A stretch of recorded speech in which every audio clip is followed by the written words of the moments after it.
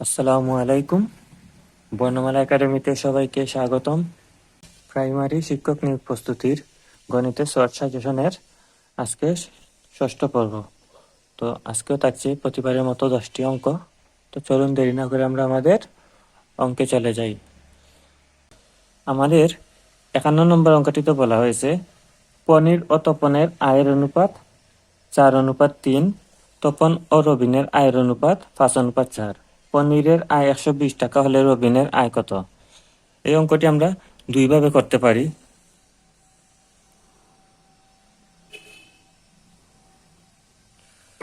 প্রথমে আমরা অনুপাত থেকে পনিরের আয় থেকে তপনের আয় নির্ণয় করব এবং তারপর তপনের আয় থেকে পনিরের আয় নির্ণয় করব। আমরা পনির এবং তপন তাদের আয়ের অনুপাতটা দেওয়া আছে 4:3। এখন বলছে পনিরের আয় 120 টাকা, 120। তাহলে আমরা যদি দেখি এই 4টা যদি 120 হয়, অর্থাৎ এই 4কে কিন্তু 30 দিয়ে গুণ দিয়ে 120 হয়েছে, তাহলে এই 3টাকে আমরা 30 দিয়ে গুণ দিব, তাহলে কিন্তু আমাদের এই 3 হয়ে যাবে 90 টাকা। তাইলে আমরা এখানে পেয়ে গেলাম তপনের আয় 90 টাকা। আবার বলছে তপন এবং রবিনের আয়ের অনুপাতটা হচ্ছে 5:4। তাইলে তপনের আয়টা যদি আমরা 90 টাকা হয়, তাইলে এই 5কে কিন্তু 18 দিয়ে গুণ দিয়ে 90 হয়েছে, সেহেতু আমরা 4কেও 18 দিয়ে গুণ দিব। তাহলে 4কে যদি আমরা 18 দিয়ে গুণ দিই, তাহলে কিন্তু আমাদের হয়ে যাবে 72 টাকা। অর্থাৎ এটি কিন্তু হচ্ছে আমাদের রবিনের আয়। তাহলে এটি হবে আমাদের উত্তর। আবার আমরা ঐকিক নিয়মের মাধ্যমে করতে পারি। এখানে দেওয়া আছে পনির এবং তপনের আয়ের অনুপাত 4:3 এবং পনিরের আয় 120 টাকা। তাহলে আমরা বলতে পারি যে পনিরের আয় 4 টাকা হলে তপনের আয় 3 টাকা, আবার পনিরের আয় 1 টাকা হলে তপনের আয়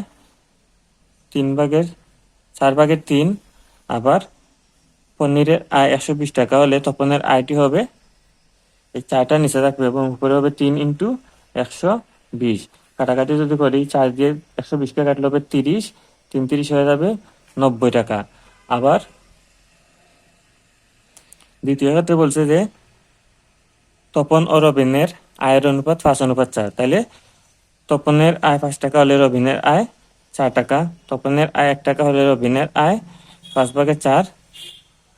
আবার তপনের আয় 90 টাকা হলে রবিনের আয় হবে, এই 5টা থাকবে নিচে আর উপরে হবে 4 × 90। তাহলে আমরা কাটাকাটি করলে হবে, এখানে হবে 18, এখন 4 দিয়ে 18কে গুণ দিলে হবে 72। তাহলে আমাদের উত্তরটি হবে 72 টাকা। আমাদের 52 নম্বর অঙ্কটিতে বলা হয়েছে একজন দোকানদার 8% লাভে একটি জিনিস 54 টাকায় বিক্রি করেন, জিনিসটির ক্রয় মূল্য কত? কারণ আমরা যদি জিনিসটির ক্রয় মূল্য 100 ধরি, তাহলে কিন্তু 8% লাভে বিক্রয় মূল্য হয়ে যাবে 100 + 8 = 108 টাকা। অর্থাৎ আমাদের বিক্রয় মূল্য 108 টাকা হলে ক্রয় মূল্য 100 টাকা। তাইলে বিক্রয় মূল্য দেওয়া আছে 54 টাকা, আমাদের ক্রয় মূল্যটি নির্ণয় করতে হবে। তাহলে আমরা বলতে পারি যে বিক্রয় মূল্য 108 টাকা হলে ক্রয় মূল্য হবে 100 টাকা।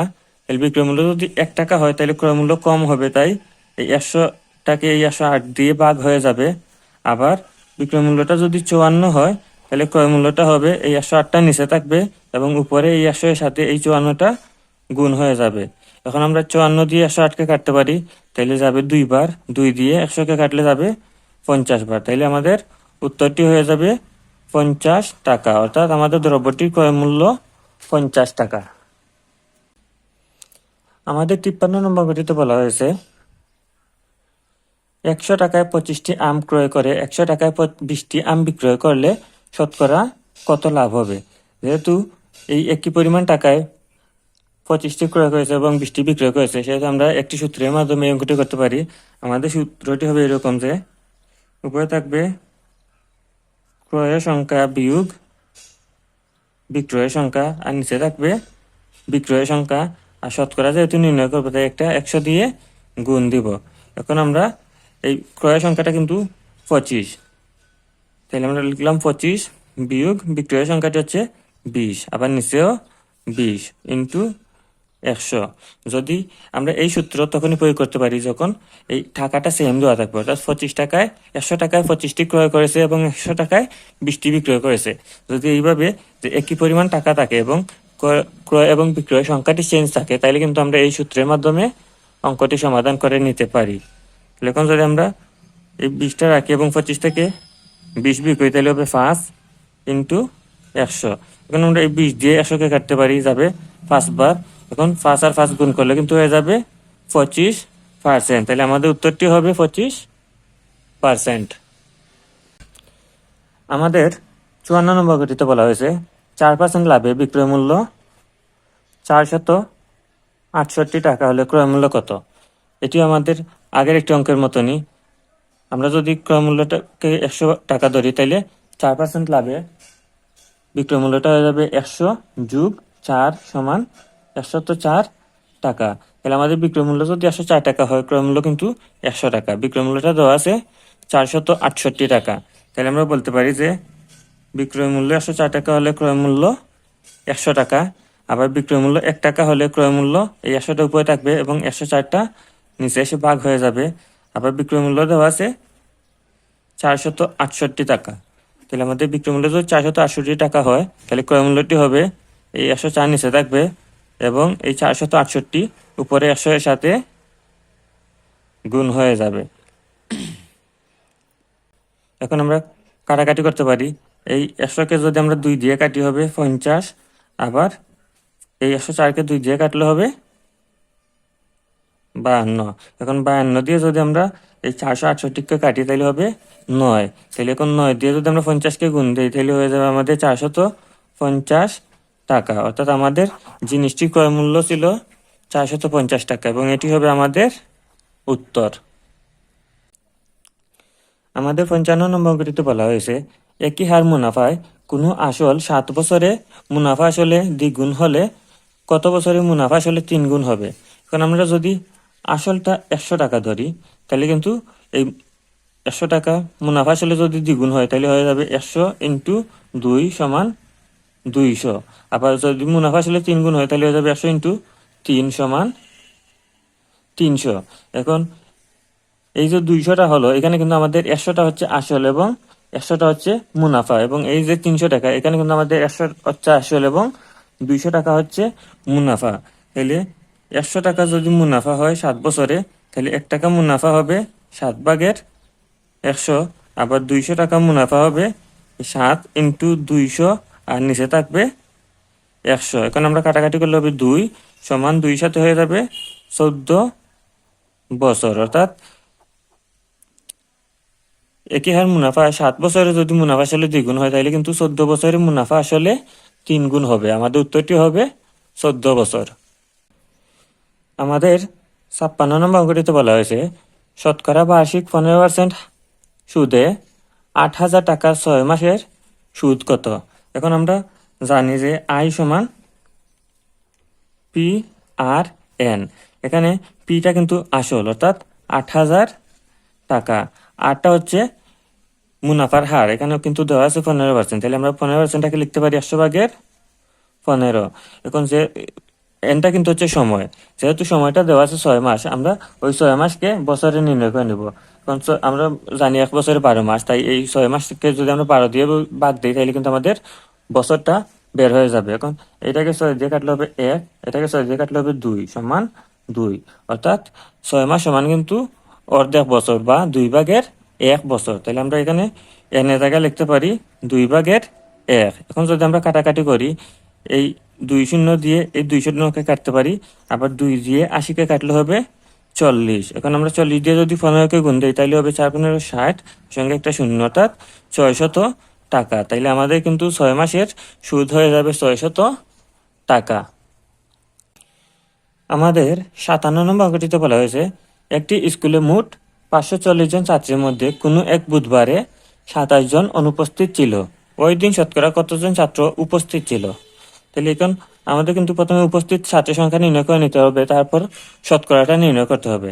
এখন 540 জনের মধ্যে যদি 27 জন অনুপস্থিত থাকে, তাহলে কিন্তু আমাদের উপস্থিত ছাত্রের সংখ্যা হবে 513 জন।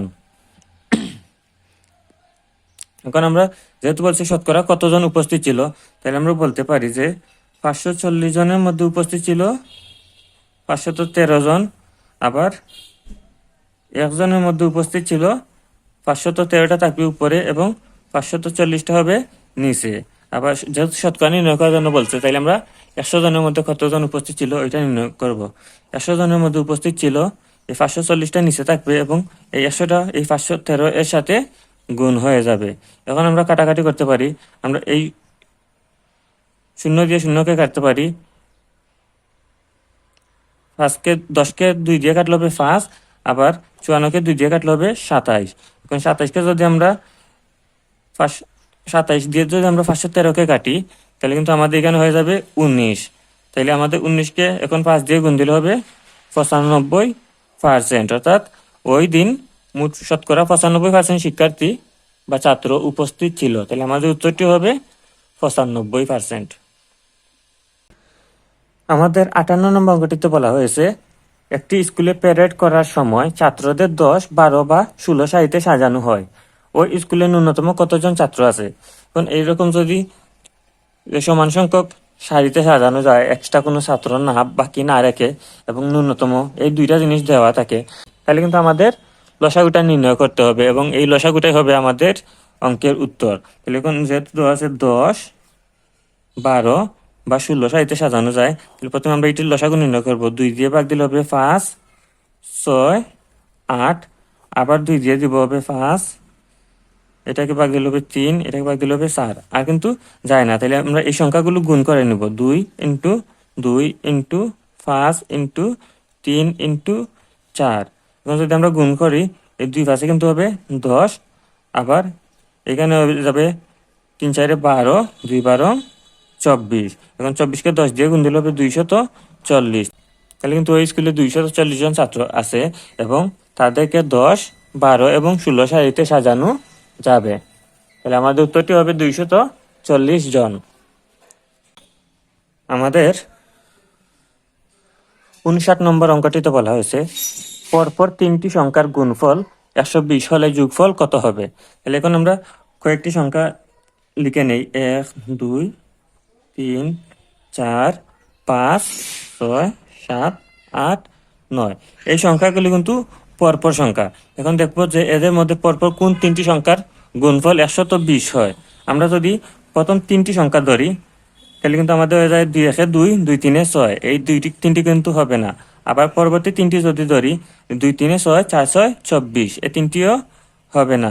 আবার এই 3টি যদি ধরি আমরা, তাহলে 3 4 12, 5 12 60, এই 3টিও কিন্তু হবে না। তাহলে আমরা এই 3টি ধরতে পারি।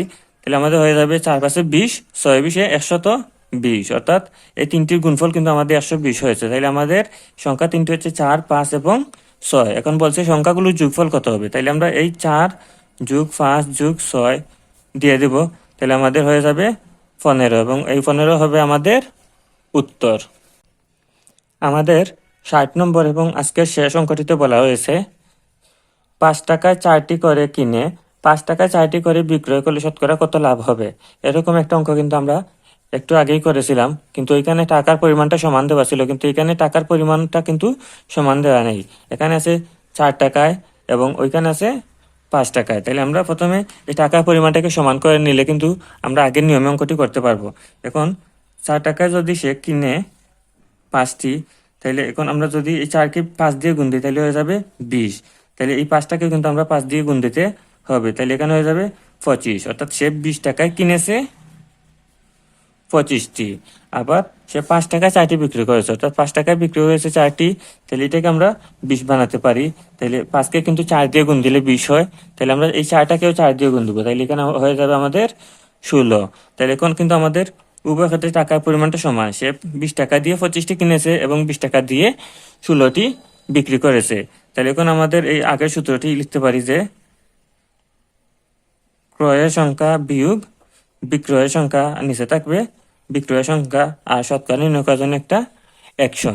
তাহলে এখন আমরা, সে কিন্তু 20 টাকা দিয়ে কিনেছে 25টা, তাহলে আমরা উপরে লিখবো 25, আর বিক্রয় করেছে 16টা, এর জন্য 16টা বিয়োগ করে দিব, আর নিচেও বিক্রয় সংখ্যাটি লিখবো, অর্থাৎ 16 ইন্টু 100। তাহলে এখন যদি আমরা এই 16টাকে জায়গায় রাখবো এবং 25টাকে 16 গেলে হবে 9 ইন্টু 100। কারণ এই 16কে 4 দিয়ে কাটলে হবে 4, 100কে 4 দিয়ে কাটলে হবে 25। তাহলে আমরা নিচে থাকলো 4 এবং 9কে 25 দিয়ে গুণ দিলে হবে 225। তাহলে এখন যদি আমরা এই 225কে 4 দিয়ে ভাগ দেই তাহলে হয়ে যাবে 5.6.25, 56.25%। তাহলে আমাদের উত্তরটিও হবে 56.25%। তো এই ছিল আমাদের গণিতের ষষ্ঠ পর্বের 10টি অঙ্ক। আশা করি অঙ্কগুলো আপনাদের বুঝতে সুবিধা হবে এবং এখান থেকে বিভিন্ন অঙ্ক বিভিন্ন চাকরি পরীক্ষার্থী কমন পাবেন। আর আপনি যদি আমার আগের 5টি পর্ব দেখে না থাকেন তাহলে চ্যানেলটিতে গিয়ে দেখে আসতে পারেন। এছাড়াও গণিতের অসংখ্য ভিডিও আমার চ্যানেলে আছে, আপনারা আগের ভিডিওগুলো দেখে আসবেন, আপনাদের উপকারে আসবে। আর আপনি যদি চ্যানেলটিতে নতুন হয়ে থাকেন তাহলে অবশ্যই চ্যানেলটিতে সাবস্ক্রাইব করে রাখবেন। আর ভিডিওতে কোথাও কোনো সমস্যা থাকলে তা কমেন্ট করে জানাবেন। আর ভিডিওটি ভালো লাগলে অবশ্যই লাইক কমেন্ট করতে ভুলবেন না। তো যারা চাকরির প্রস্তুতি নিচ্ছেন সবার জন্য রইল শুভকামনা। আল্লাহ হাফিজ।